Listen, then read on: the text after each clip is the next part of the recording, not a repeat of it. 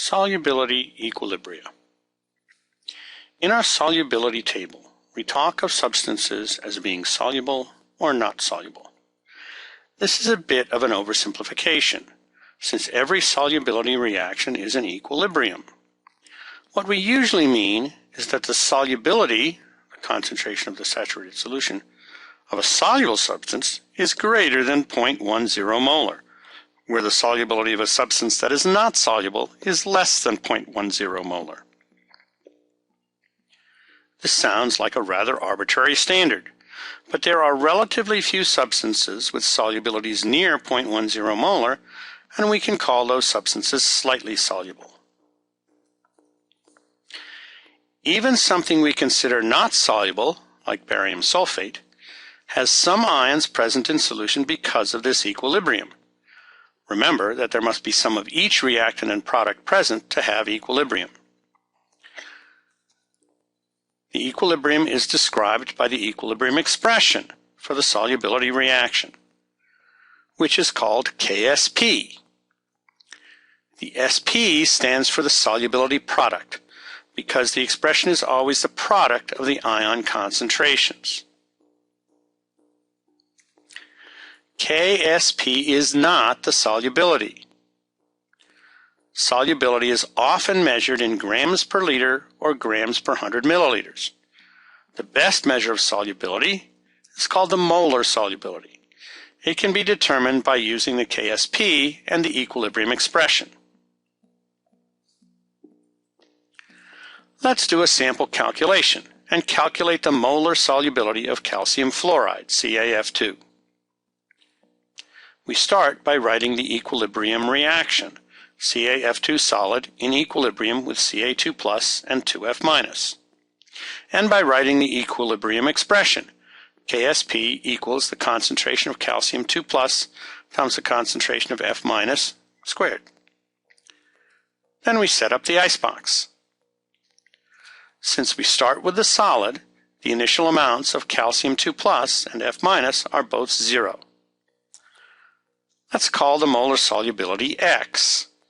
The amount of CaF2 decreases by X, the amount of Ca2 plus increases by X, and the amount of F minus increases by 2X.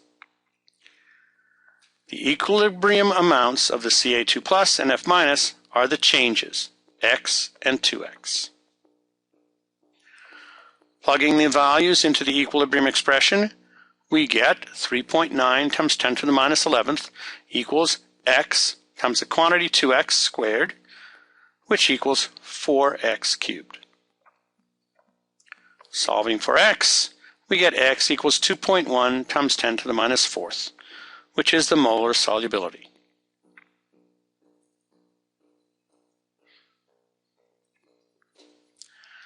What happens if we try to dissolve a substance in a solution that already contains one of the ions? This is the common ion effect, and Le Chatelier's principle tells us that the equilibrium should shift to the left. This means that less of the solid will dissolve. How do we do the calculation with a common ion? We simply do the same process, except that the initial concentration of one of the ions is not 0.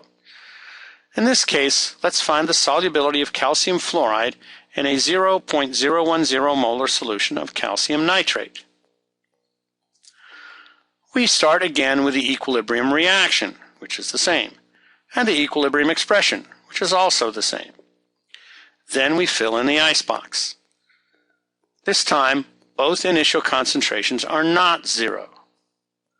The initial concentration of Ca2 plus is 0.010 molar, and the initial concentration of F minus is 0.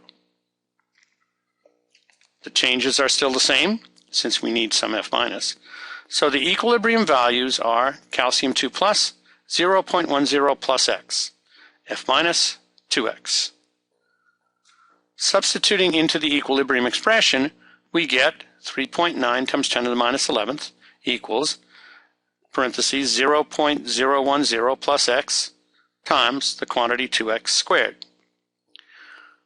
We can assume that X is small compared to 0.010.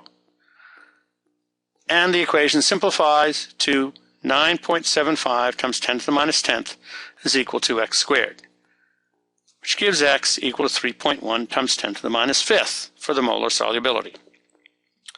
This is less than the 2.1 times 10 to the minus 4th we found for the solubility without the common ion.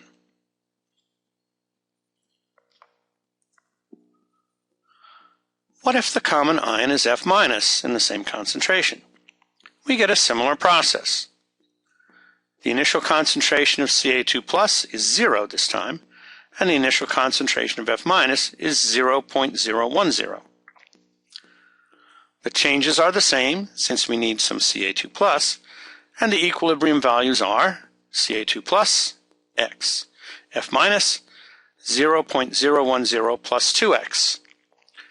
Substituting into the equilibrium expression and assuming that 2x can be ignored compared to 0.010, we get 3.9 times 10 to the minus 11th is equal to x times the quantity 0.010 squared. So x equals 3.9 times 10 to the minus 7th, which is the molar solubility. This is even less than the molar solubility with Ca2 plus present.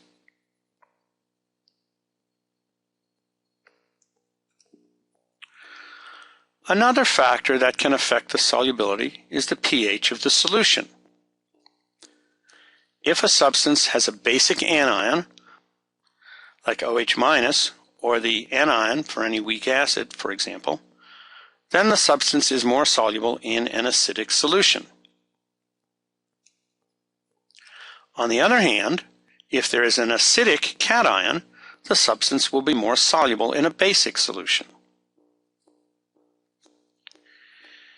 If the substance is amphoteric, able to act as an acid or a base, then, while the hydroxide may not be soluble in water, it may be more soluble in both acidic and basic solutions. Oxides and hydroxides of many metals fall into this category, particularly Al3+, Zn2+, and Sn2+.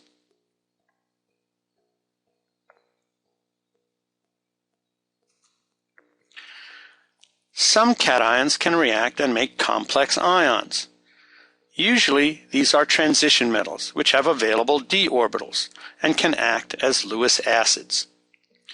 There are several complexing agents that are very common. Among them are NH3, Cn-, OH-, SCN-, and the halide ions, Cl-, Br-, and I-.